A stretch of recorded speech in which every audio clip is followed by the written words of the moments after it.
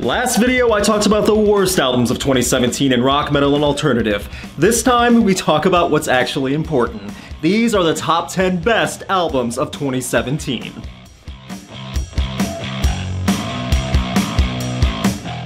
I said in the last video, which you can check out on the YouTube card, that there were a lot of disappointments in 2017 for certain albums, but there were also a lot of good surprises. You're obviously going to have your personal favorite album of the year, so leave a comment down below and tell us what you think. However, let's jump into what I think are the top 10. Number 10.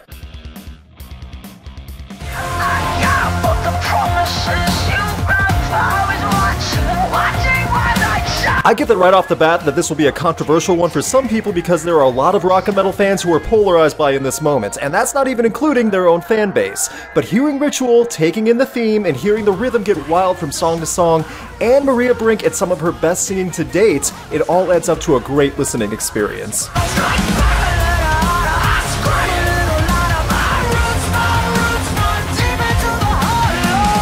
On appearance it may seem dark, but there are so many bright spots to hear, from the great rhythm guitar by Randy Weitzel and Roots and River of Fire to the fantastic Black Wedding featuring Rob Halford. There is at least one song for everyone to love in Ritual. So many people take a look at In This Moment stage show or outfits and write them off immediately, and you really shouldn't, because there is a lot of talent and creativity in their music. Ritual is proof. I've said it a few times this year, you need to check out the songs Roots and Black Wedding from In This Moment. Those are the key selling points for Ritual. Seriously, go listen to Black Wedding with Ralph Halford, it's worth it. Number 9.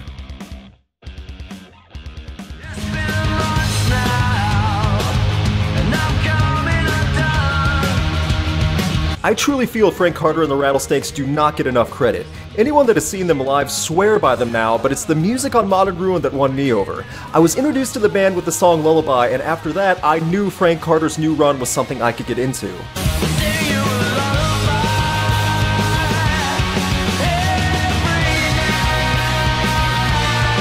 As big as Frank Carter is over in the UK, I hope his name and the Rattlesnakes keep getting recognition here in the States, because the music has so much going for it, and Modern Ruin has a swagger in it that makes it unique. It feels like punk rock that has been missing for a while in the rock scene today. The lyric writing is strong and memorable. Tracks like Vampires and God Is My Friend require instant replays as soon as you finish listening to them, which is always a good sign for me that I found something great. Of all the projects Carter has been a part of, I truly feel this is the one that shows off his talents best. This is a great find if you're looking for something a little more standard in punk rock, but also represents the UK punk scene very well. Well as you can without a blue mohawk. They still wear those there, that's crazy! Number 8.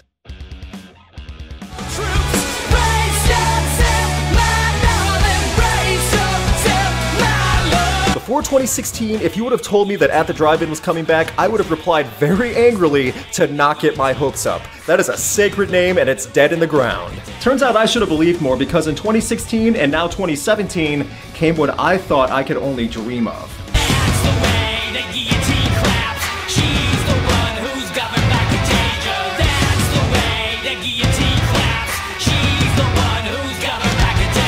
Years after their breakup, and even years after the end of the Mars Volta, At the Drive-In came back and kicked the post-hardcore door in while screaming right in everyone's face. Even without the contribution of founding member Jim Ward, which does suck, this album still satisfied a long wait for At the Drive-In fans. I have no idea how many times I've listened to the first half of this album on repeat. The multiple choruses, the wild bridges, they're all there. It's the flow from track to track and all the volume. It's such a fluid motion, and it's really hard to describe, as is At the Drive-In in general, without actually playing the music for you. No, it's not Relationship of Command, but that doesn't mean this album isn't very good. In fact, I think it's great. After all these years, I'm still not really sure how to describe At the Drive-In to someone who's never heard them. But all I can really say is that they're worth listening to, including this album inter alia. Even if you're a bit confused at first. Number 7.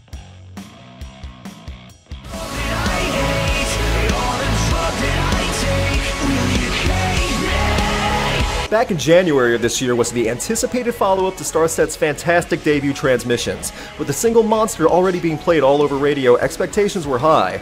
Then came the continuation of Starset's futuristic space narrative with over 70 minutes of music. Whether you prefer the debut or sophomore release from Starset, it's hard to not be impressed at the creativity and effort put into Vessels. Dustin Bates' vocals sound improved from the debut album, and there's a wild narrative tying in the band's ongoing prox transmissions. Again, it's a long album and there is a lot to take in, especially since many of the tracks take on different styles. The big radio hits are great, like Monster and Satellite. I also love Back to the Earth and Telepathic, which admittedly is as close to the electronic pop style as it gets from the band, but throughout the long journey of Vessels, you're given a lot to take in. I totally get that Starset is not going to be everyone's thing because it's a space gimmick. But if you look past that and just listen to the music and see how much effort they put into everything they do, from the stage presentation to the graphic novel, there's a ton to appreciate, and that includes Vessels. Also, there's very few bands I can claim as astronaut rock. That just sounds awesome. Number 6.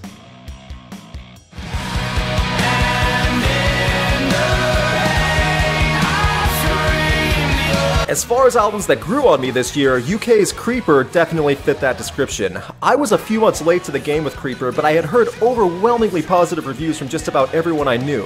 While I'm not crazy about horror punk as it's labeled, I gave this a shot.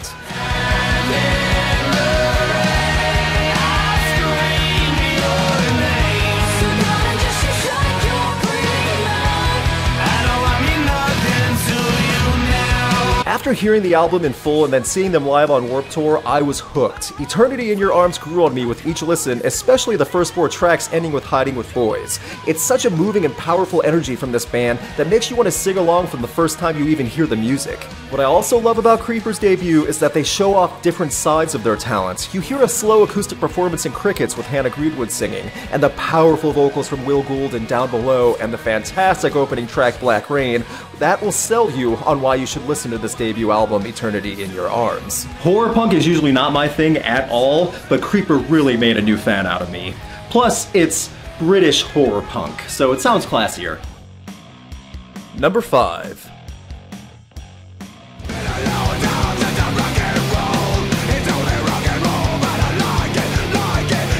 Many years after the 2-album epic The House of Golden Bones, Stone Sour tore up the rock airwaves with Hydragrad. Released in June of this year, Hydragrad went on to a different direction from the past 2 albums that had a huge narrative, this time focusing on straight hard rock. No gimmicks, just music. Because it's all downhill from here. It's all downhill from here. What sold me originally on Hydragrad was the lead-off single Fabulous, which I still love, but it was other songs that had me coming back to it throughout this year. Whiplash Pants, which is the hardest track, song number 3, which is the sing-along style that ended up going number 1 on Billboard's charts, and Taipei Personality, which is a lot of fun to listen to, especially live. Chances are, if you've been following radio rock, festivals, or the big names, then you really are already aware of the songs from this album. I'm fully aware that some of you who have watched Rocked over the past few months might think I'm biased. Well, I assure you, Hydragrad belongs on this list. And no, Corey Taylor did not threaten me into putting this album on the list. Even though he does have a temper. What the fuck are you doing with your fucking lives? Get the fuck in to Rocked now! Number 4.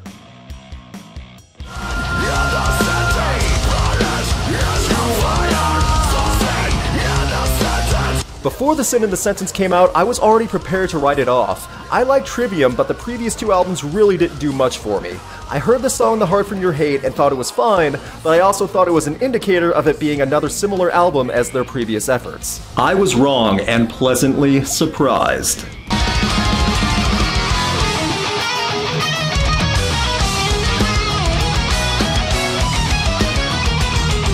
Trivium's latest album rekindled my appreciation for the band. I get that they try to make something a little bit different each album while staying true to their style. Well, this time it actually works. The guitars and drums feel invigorating. It's not lightning-fast power metal, but it's heavy and meant to hit deep. This album in entirety is the type of music I think of when I imagine Trivium live. There are so many concert anthems here that it's really going to get a crowd riled up on tour. If you're like me and you were about to write off Trivium again, give The Sin in the Sentence a chance. It's worth it. When I say I was pleasantly surprised, that's putting it lightly. There's very few things that are good that come out of Florida. The Trivium's one of them. Number 3.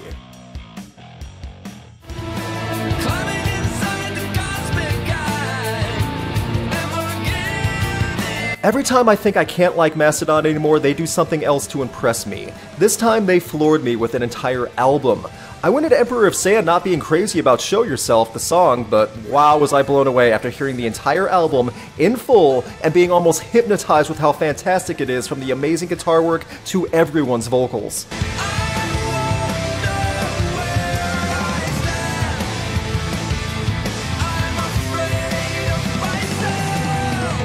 As the album goes on, you are sucked in more and more like quicksand. There is ferocity like in Ancient Kingdoms and reflection like in Jaguar God. The heavy rhythms in songs like Steam Breather and Roots Remain are great. It's difficult to really sell individual parts of this album though, as it needs to be taken in altogether. If you've been on the fence for this one or haven't listened to Mastodon for a while and are a metal fan, check out Emperor of Sand to hear what you've been missing.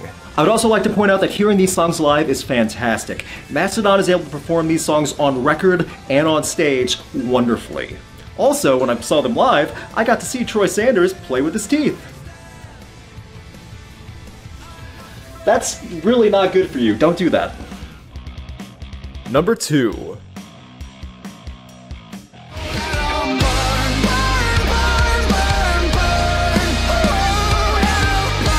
Nothing More's sophomore album was the only 10 out of 10 I gave this year when I was doing album reviews. When I first heard it, I truly felt it expounded on their previous self-titled album in many ways, and not just because there were more Alan Watts speeches. My expectations were high as I had been following the band for years, but I wasn't expecting to be so blown away.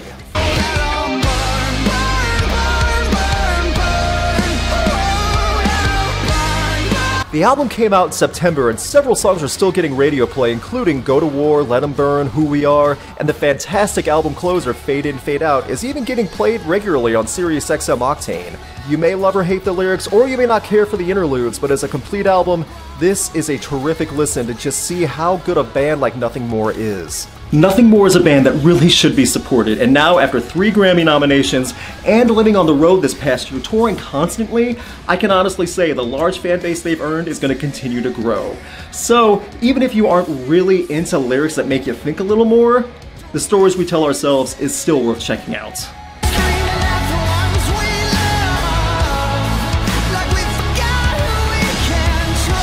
So with that being said, some of you might be wondering, who have been following Rocked this past year, why I only put Nothing More at number 2. It's the only 10 out of 10 I gave out of all the album reviews I did this year. Well, the answer is simple. The number 1 spot for 2017's best albums is an album I didn't get to do an album review on. Number 1. Open my God's town.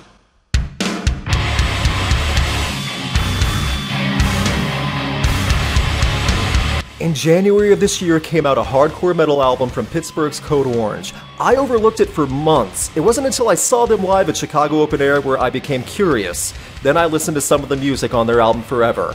Then I promptly bought that album. It was like someone got right in my face and said, hey, you need to check these guys out.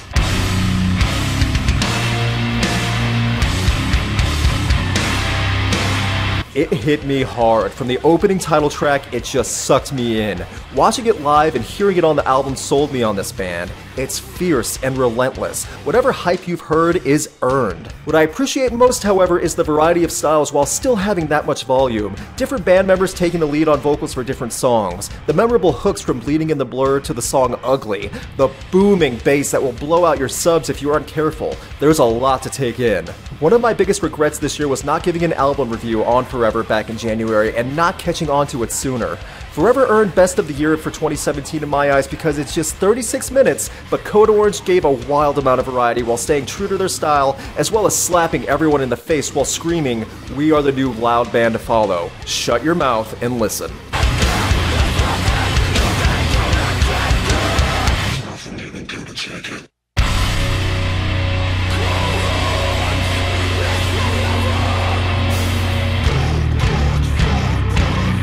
And that was the top 10 best albums of 2017. What was your favorite album of the year? Leave a comment below and tell everyone what you think is number one. Huge thanks again to Andy Rocketeer for all the transition and title card work, and an even bigger thanks to my patrons for helping support Rocked. Click on the YouTube card to check out the Patreon. Please subscribe, it really does help out. You can check out my concert photography on Instagram and keep up to date with Rocked on Facebook and Twitter.